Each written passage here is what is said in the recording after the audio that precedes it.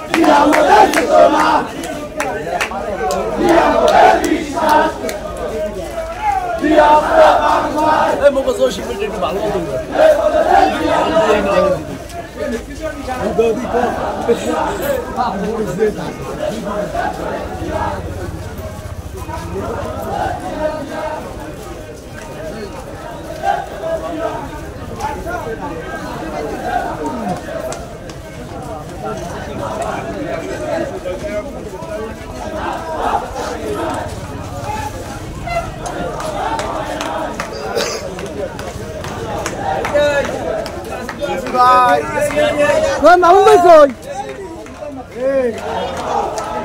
আমার কাসার ভাই ভিডিও দেন হয় সব উঠাই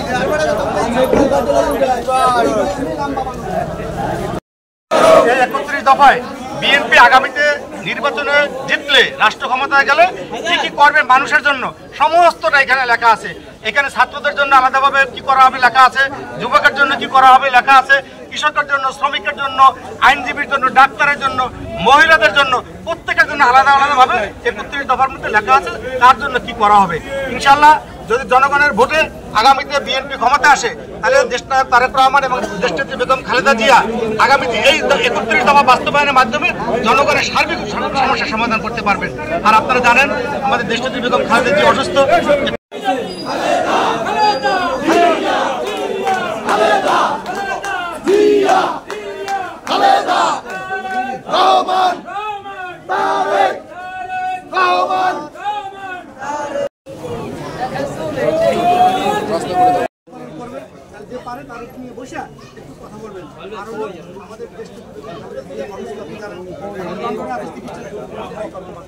ভাই আমাদের জেলা বিএনপির সেক্রেটারি ফাইন ভাই পাইছে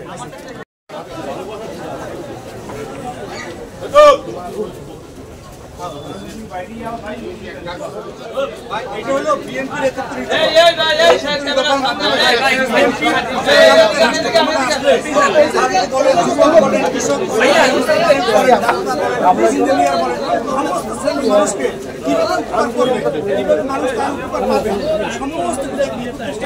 লেখা আছে। আপনারা যদি আগামী তাহলে দেশটা কিরকম খালেদা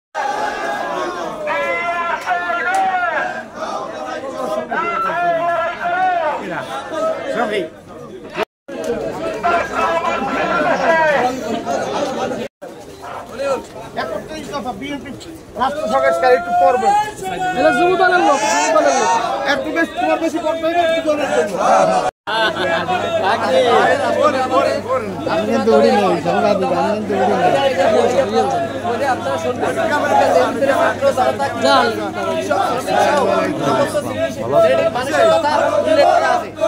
জনগণের হাতে দিচ্ছি।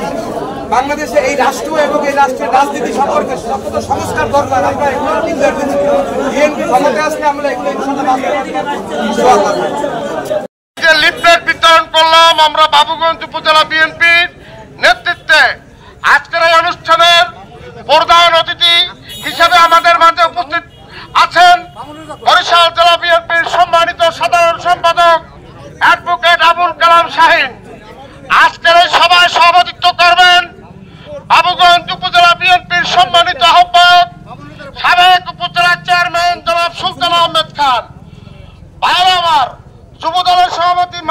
চাচা সহ সাগর ভাই, আপনারা যারা মেহমান আপনারা মঞ্চে আসুন। আমাদের মাঝে উপস্থিত আছেন বাবুগঞ্জ উপজেলা বিএনপির যুগ্ম আহ্বায়ক, উপস্থিত আছেন বিভিন্ন ইউনিয়নের সভাপতি সাধারণ সম্পাদক বৃন্দ, উপস্থিত আছেন বিভিন্ন অঙ্গ সংগঠনের নেতৃবৃন্দ। আসসালামু আলাইকুম ভাইরা আমার। শহীদ রাষ্ট্রপতি জিয়াউর রহমান 19 দফা কর্মসূচি ঘোষণা করেছেন, যাহা এদেশের মানুষ কোটি কোটি মানুষ গ্রহণ করে। শহীদ রাষ্ট্রপতি জিয়াউর রহমান শহীদ হওয়ার পর, মারা যাওয়ার পর সেই 19 দফা দেশের মানুষ গ্রহণ করে বাংলাদেশ জাতীয়তাবাদী দলকে ধারণ করে দেশনেত্রী বেগম খালেদা জিয়াকে 3 বার প্রধানমন্ত্রী নির্বাচিত করেছে দেশের জনগণ।